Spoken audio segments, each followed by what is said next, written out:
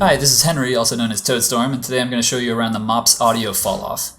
The MOPS audio falloff takes an audio file and lets you isolate certain frequency ranges, or bands, and converts the amplitudes of those bands into falloff values. The band that an object's assigned to depends on its existing falloff, so to use this falloff, you typically want to have an existing falloff attribute to work with. Now, this will make a lot more sense once you actually start using it, so let's just get started.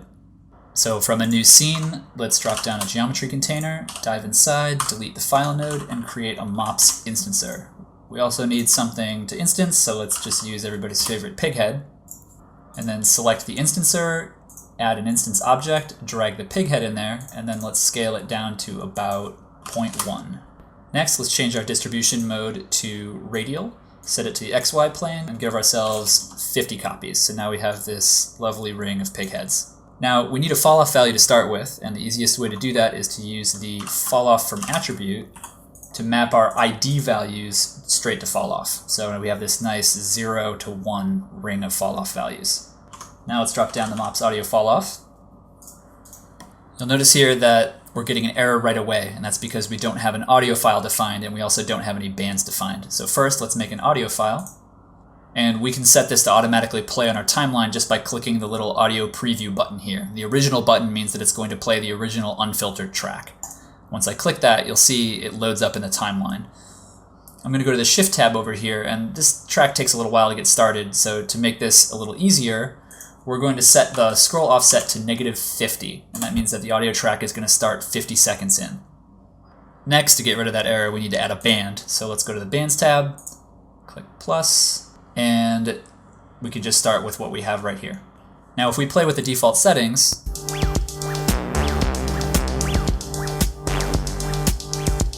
you can see that it's doing something, but it's not very useful. What we need to do is use these bands to filter certain frequency ranges that are going to isolate the parts of the audio track that we care about. A good place to start is the bass drum. That's a very low frequency, so what we want to do is set our high cutoff to something low, let's say 50 Hertz.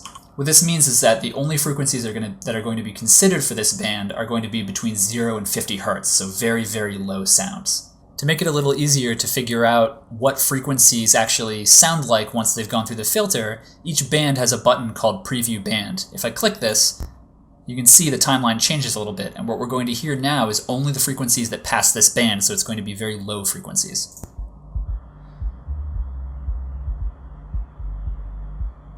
I don't know if you can hear that, but it is just playing the bass drum.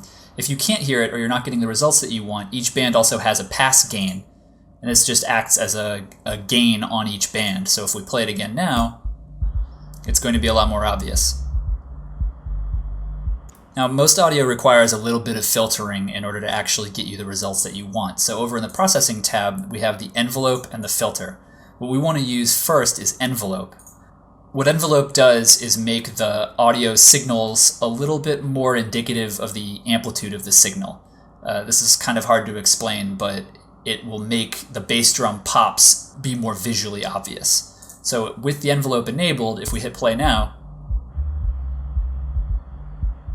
you can see it's actually reacting in time with the music. Rather than just look at falloff colors, let's add some motion so we can preview this a little bit better. I'm going to drop down a MOPS transform modifier and set the translate to 0.5. And now when we play, we can actually see these things bounce a little bit. So they're all moving along with the beat, but they're all moving in exactly the same way, which is pretty boring, so let's add some more bands. Now, one thing to remember about bands is that because they're chops-based, they have to cook all at once in advance. So when you're adding bands, it's a good idea to switch to manual mode. So now that we're in manual mode, let's add another band. I'm going to move over to band 2 here, and I'm going to set this to be a band pass. I don't want this to overlap with the other pass that I already made, so I'm going to start the low cutoff at 50 and the high cutoff at 80. Now that my band is created, I'm going to go back to auto update. And you can see I have two very distinct bands here, and if I play back, you can see they're reacting to different frequencies. Again, I can go over to band 2 here and click Preview Band, and now my audio is going to reflect that. Now, if you create these in manual mode, sometimes it doesn't always update the timeline the way that you want it to. So I'm going to open the audio panel down here and just switch from off back to scrub, and this will cause it to refresh itself. We'll close that, and now if we rewind, we can hear our second band. So this is between 50 and 80 hertz.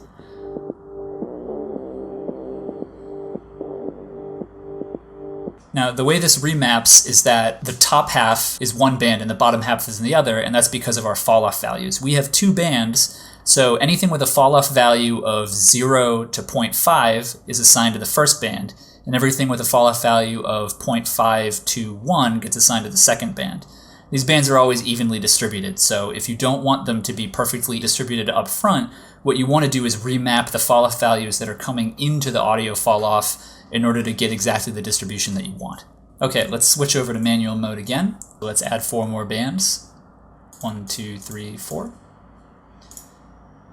And our high cutoff for band 2 is 80, so let's set 3 to be a band pass between 80 and let's say 150. Let's set band 4 to be a band pass between 150 and 200. Band 5 can be a band pass between 200 and 300. And band 6 can be a high pass with a low cutoff of 300. So anything that is above 300 ends up just stuck in here. Okay, with that done, let's switch out of manual mode and wait a moment for all of the bands to be generated. And then in order to get the audio panel to update, let's open this, switch from off to scrub, and that refreshes our audio since we switched to manual mode.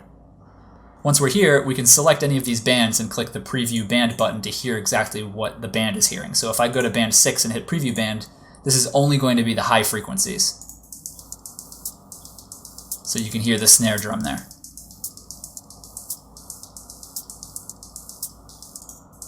Now, while watching this, I can see that this band right here tends to max out pretty often, and that means I might want to turn the gain down a bit.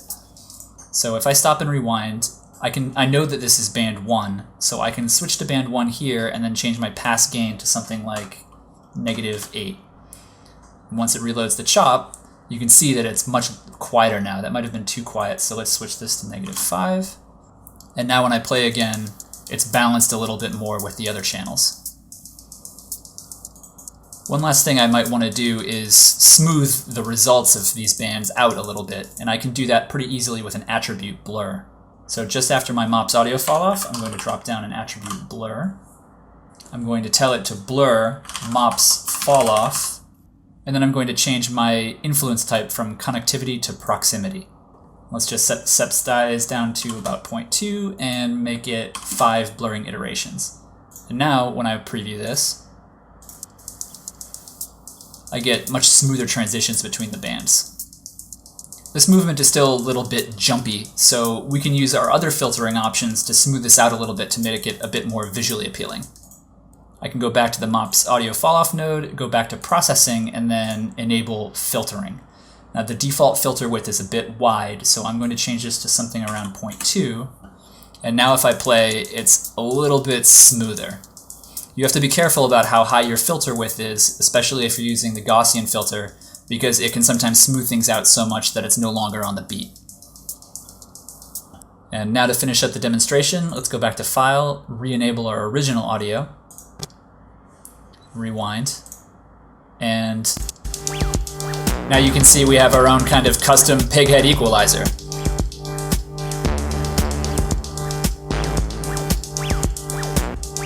That's all there is to the MOPS audio falloff. We'll see you at the next tutorial.